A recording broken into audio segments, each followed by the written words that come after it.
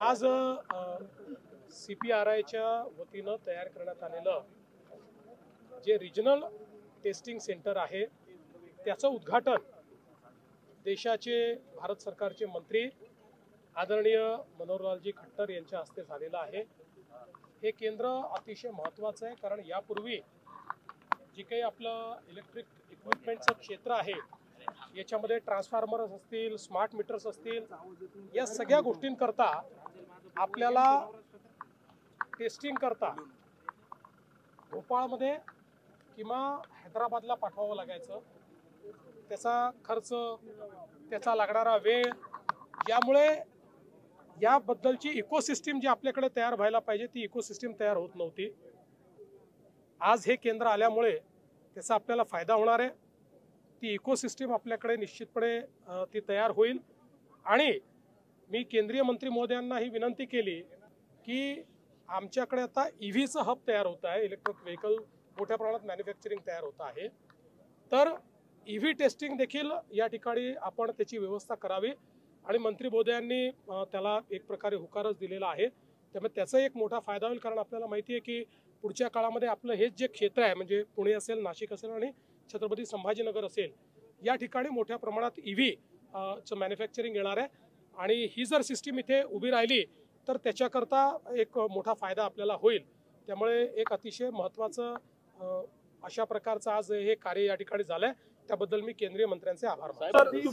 7 कंपन्यांची नावं सांगितली आणि मोठी गुंतवणूक खरं तर नाशिकला दिली असं तुम्ही सांगितलं। गेल्या अनेक दिवसांपासून तुमच्यावर अशी टीका केली की नाशिक दत्तक घेतलं, नाशिकला काय दिलं, त्याला उत्तर म्हणायचं का? असं आहे की मी दत्तक घेतल्यानंतर 2च वर्षात माझं राज्य इथनं गेलो होतं, पण तरी नाशिकला मी कधी सोडणार नाही।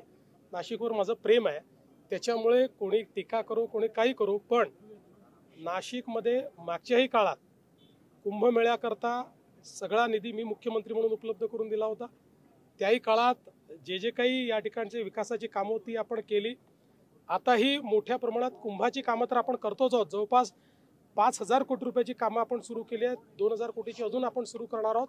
पण त्यासोबत आता समृद्धी महामार्गामुळे एक प्रकारे इन्व्हेस्टमेंट डेस्टिनेशन म्हणून नाशिक तयार झालं आणि मी अनेक कंपन्यांची नावं सांगितली की ज्या महत्त्वाच्या कंपन्या, ज्या रोजगार निर्मिती करणाऱ्या कंपन्या आहेत या नाशिकला आलेल्या आहेत आणि अजून वेगवेगळ्या कंपन्यांची आमची चर्चा चालली आहे। तर पुढच्या काळामध्ये मोठ्या प्रमाणात औद्योगिक गुंतवणूक ही देखील नाशिकमध्ये येणार आहे आणि त्याचसोबत आम्ही आता नाशिकला वाढवण बंदराशी देखील जोडतो आहोत। 3 वर्षात जेव्हा वाढवण बंदर सुरू होईल त्यावेळी नाशिकची कनेक्टिव्हिटी असल्यामुळे नाशिक एक असं केंद्र बनेल की ज्याला JNPT पोर्ट आणि वाढवण पोर्ट या दोघांचीही कनेक्टिव्हिटी असणार आहे आणि त्यामुळे एक मोठी औद्योगिक इकोसिस्टीम ही नाशिकमध्ये तयार होईल।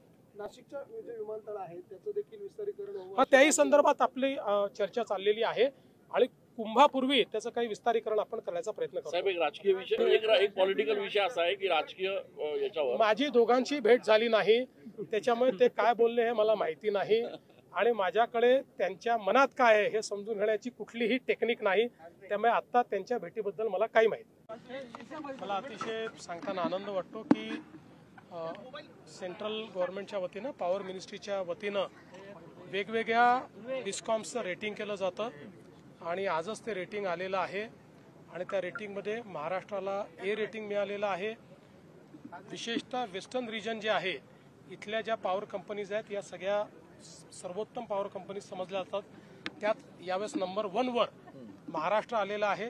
100 पैकी 92 मार्क हे आपण त्या ठिकाणी मिळवलेले आहेत आणि मला असं वाटतं की एक चांगली जंप आपण घेतली आहे कारण मध्यंतरीच्या काळामध्ये काही अडचणींमुळे आपलं डिस्कॉमचा क्रमांक थोडा खाली गेला होता, पण आता आपलं रेटिंग हे A आलेलं आहे, याचा मला अतिशय आनंद आहे। आपण येथे ऐकलेले असाल CPRI रिजनल ट्रेंटिंग लेबर टेनच्या संदर्भात नाशिक येथे उद्घाटन आदरणीय भारत सरकारचे मनोहरलाल खट्टर यांच्या हस्ते झालेले उद्घाटन सोहळा पार पडला आहे।